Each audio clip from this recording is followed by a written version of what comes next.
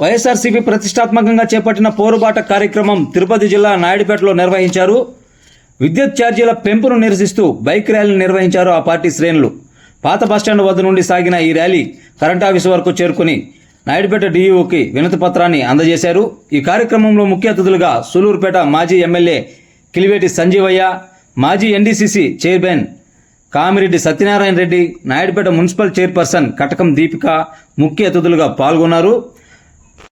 అనంతరం వారు మాట్లాడుతూ సూపర్ 6 పేరుతో చంద్రబాబు నాయుడు ప్రజలను మోసం చేశాడన్నారు.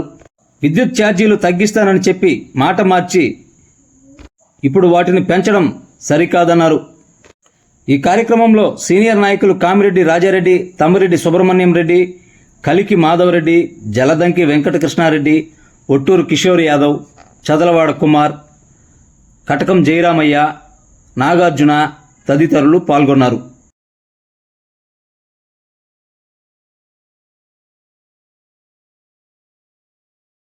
మెయిన్ లీడర్స్ పోతే 10 మంది అయిపోతారు సార్. ఎవరు వెళ్తారా? 10 మంది చెప్తే చెప్తాను సార్, చెప్తాను.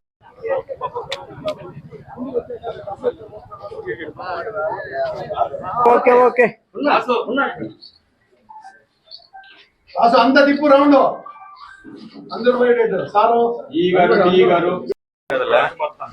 ఈరోజు చేయకూడదు.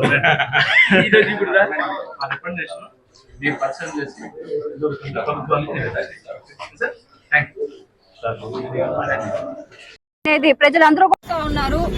ప్రభుత్వం రాకముందు అయితే హామీలు చెప్పారు. కరెంటు బిల్లు వైసీపీ వాళ్ళు పెట్టిన దానికంటే మేము తగ్గించి ఇస్తామని చెప్పి ప్రజలందరికీ కూడా ఏదో ఒత్తి మాటలు చెప్పారు తప్పితే వచ్చిన 6 నెలలకే కరెంటు ఛార్జీలు ఎంత భారీగా పెంచారు అనేది కూడా మీరు అందరూ చూస్తున్నారు.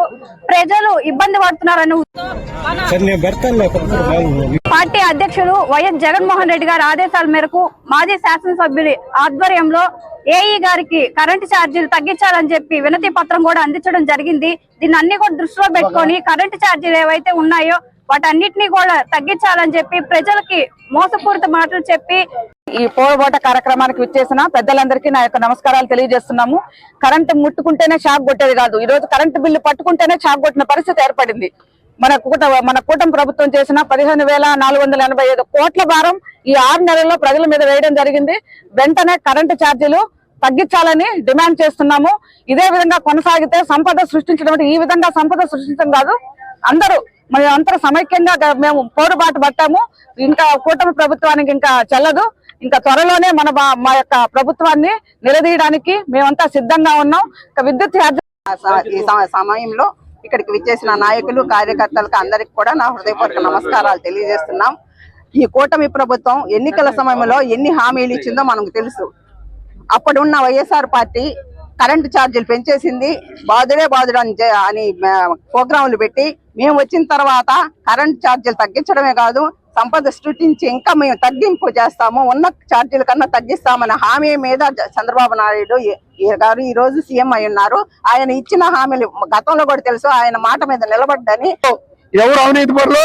సంజయ్ ఏ రోజున ఒక అవినీతి చేశాడా? ఒక ఇసుక మట్టి ఎత్తాడా? ఒక ట్రాక్టర్ మట్టి ఎత్తాడా? ఈ రోజు చూడండి, అదే భీమవరంలో ఎమ్మెల్యే గారి పాపం కనబడ్డాలా? సూలూరుపేటలో కూర్చొని శ్రీరంగం నీతులు చెప్తుందని. మా తల్లి, నువ్వు మహిళా ఎమ్మెల్యేగా నిన్ను గౌరవిస్తున్నావు. నిన్ను మేమందరం కూడా గౌరవించి నీకు విన్నవించుకుంటున్నాం. నీ గ్రామంలో, నువ్వు పుట్టిన గ్రామంలో డంపింగ్ యార్డు వేలాది లారీలు, ట్రాక్టర్లు పోతున్నది నీకు కనబడ్డలేదు తల్లి. ముందు నీ ఇల్లు చక్కబెట్టుకో, ముందు నీ ఊరు చక్కబెట్టుకో. అవతల నియోజకవర్గం సలహా చెప్పు తల్లి. ఆ గంగాప్రసాద్ గారిని మోసేస్తున్నావు. ఆయన ఏదో దేవుడు అంటున్నారు. 2014 ఓడిపోయారా? సూలూరుపేటలో ఓడిపోరా? 2019 ఓడిపోరా? ఈ రోజు ఏదో గెలిచామని 5 నియోజకవర్గాల నాయకుడు అన్నాడు. ఎక్కడ పోటీ చేసాడు ఆయన? ఎవరు గెలిచాడు? ఈ రోజు ఇసుక అమ్ముకునేది వాస్తవం, విత్ వీడియోస్, ప్రూఫ్స్ తో పెడతాం. గూడూరు నియోజకవర్గం, సూలూరుపేట నియోజకవర్గంలో ఇసుక దందా చేస్తున్నది ఎవరంటే గంగాప్రసాద్ గారిని ఖచ్చితంగా చెప్తాం. ఖచ్చితంగా ఆ మాటలు మాట్లాడితే ఒక ఆయన 4 వస్తామంటాడు, ఒక ఆయన చేతులు కొడతానంటాడు, ఒక ఆయన టవలు కొడతామంటాడు. ఏమన్నా ఏం పుచ్చకాయలా మీరు కోసుకుని లేదానికి? కాదండి, వైఎస్ఆర్ కాంగ్రెస్ పార్టీ బలంగా ఉంది. మీరు అనుకున్న రేంజ్ లో లేవు. మిమ్మల్ని ఎదుర్కొనేదానికి జగన్మోహన్ రెడ్డి గారు పిలుపు మేరకు ప్రతి దానికి మేము సిద్ధం. మీ అవినీతి మీద ప్రతి ఒక్కటి విత్ రికార్డ్స్ తో, వీడియో ప్రూఫ్లతో న్యాయస్థానాల ముందు మిమ్మల్ని నిలబెట్టి దోషులుగా, మిమ్మల్ని ప్రజల్లో దోషులుగా నిలబెట్టేదానికి మేము సిద్ధంగా పోరాటం కొనసాగిస్తాం. పత్రికలు వారిని బెదిరిస్తే మీ పత్రికలు అందరూ సపోర్ట్ చేయబడదా? నాలుగు కోస్తారా పత్రికల వాళ్ళని? సాక్షి పేపర్లు వేస్తే అది చెత్త పేపరా? అది మంచి పేపర్ కాదు. మీ అందరూ అడుగుతున్నారు పత్రికల వారిని, మీ ఐక్యత కొనసాగాల. మిమ్మల్ని అందరినీ నేను నాలుగు దగ్గర వస్తామన్నా, ఇంకో నాయకుడి దగ్గర వస్తామన్నా సంఘటితంగా మీరు పోరాడాల్సిన సమయం. మీ పత్రిక స్వేచ్ఛకు భంగం కలిగిస్తే మీరు తిరిగి ప్రతిఘటించాలా. అది లేకుండా సాక్షిని వస్తామని మనకెందుకని మీరు గమనం ఉన్నారు. ఒక జ్యోతి పేపర్ వాళ్ళు నేను అడిగా, అన్ని పెట్టా, విత్ వీడియోస్ తో పెట్టా, పేపర్స్ తో పెట్టా, వేసే దమ్ము నీకు లేక నాది నిజాయితీ అని పేపర్ అని చెప్తున్నారు రాధాకృష్ణ గారు. నేను సవాల్ విసురుతున్నా, నీకు దమ్ము ఉంటే నిరూపిస్తాం. వేసే దమ్ము నీకుందా? చెప్పే దమ్ము నాకుంది, చూపించే దమ్ము నాకుంది.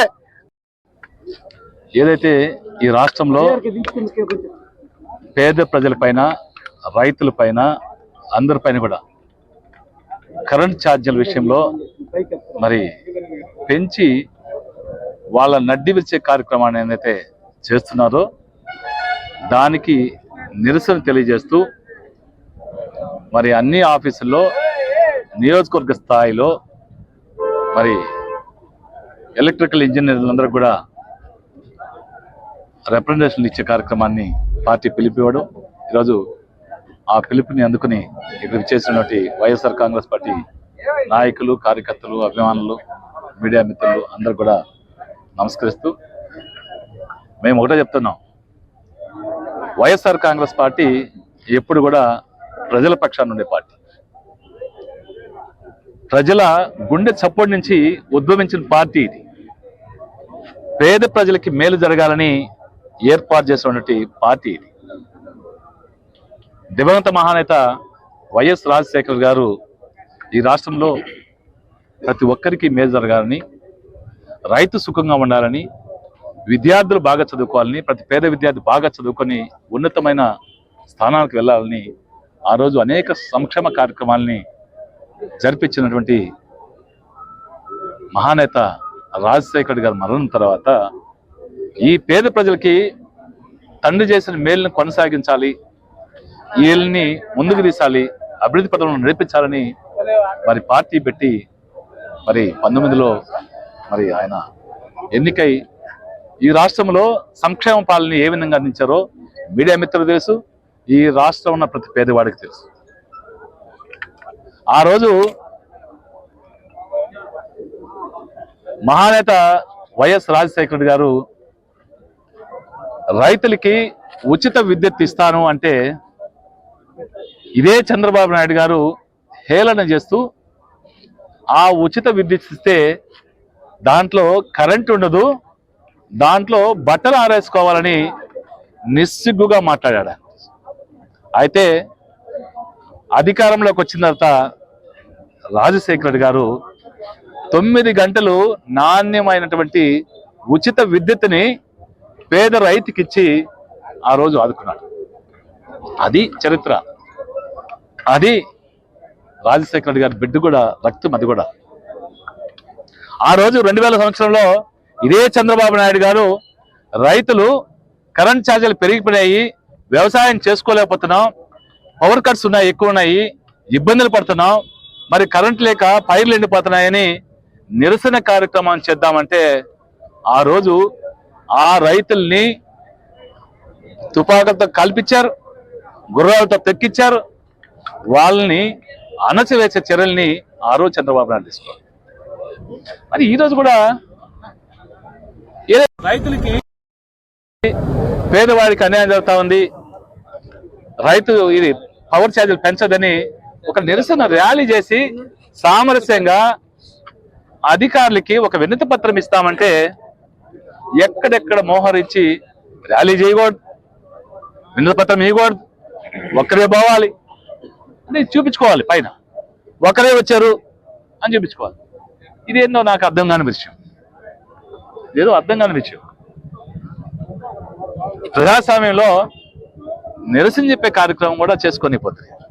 మేము ఎందుకు చెప్తున్నాం, ఇదే చంద్రబాబు నాయుడు గారు మీ మీడియా వాళ్ళుగా సాక్షిగా, మీ మీడియా సాక్షిగా ఇదే పచ్చపత్రికలు కావచ్చు, ఇంకోటి కావచ్చు, ఇప్పుడు ముమ్మడిగా రాశారు ఎన్నికలకు ముందు.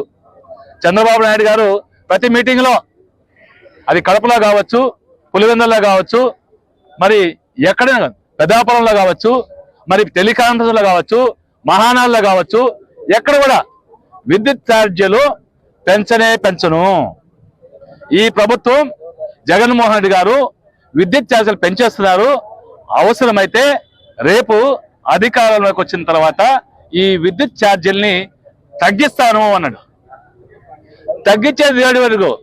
ఈరోజు కరెంటు బండి పట్టుకుంటే ఏమవుతో తెలియదు కానీ ఆ నాణ్యత, షాక్ కొట్టే నాణ్యత ఆ పవర్ లో ఉండే లేదో తెలియదు కానీ బిల్లు పట్టుకుంటే మాత్రం ఆ షాక్ కొట్టే పరిస్థితే. ఇది ఈనాటి పరిస్థితి. నవంబర్లో 6,72,000 కోట్ల రూపాయలు భారం వేశాడు, ప్రజల మీద నెత్తిన రుద్దాడు. డిసెంబర్లోకి వచ్చేకే మరో 9,438 కోట్లు కలిసి ఇంచుమించు రమారమి ఈ నవంబర్ డిసెంబర్ నెలల్లో 15,000 కోట్ల రూపాయలని పేద ప్రజల మీద కావచ్చు, రైతుల మీద కావచ్చు, అందరి మీద మరి భారం మోపే కార్యక్రమాన్ని చేస్తున్నాడు. దాన్ని తగ్గించుకున్నాం. నువ్వేగా చెప్పావు ఆ రోజు. విండ్ పవర్ కావచ్చు, కోల్ పవర్ కావచ్చు, ఈ పవర్స్ అన్ని కూడా తగ్గించి విండ్ పవర్ ని మరిన్ని అప్డేట్స్ కోసం ₹4 సబ్స్క్రైబ్ చేసుకోండి. చూస్తూనే ఉండండి AP24 ఫ్యాక్ట్స్, నిజాలు నిర్భయంగా.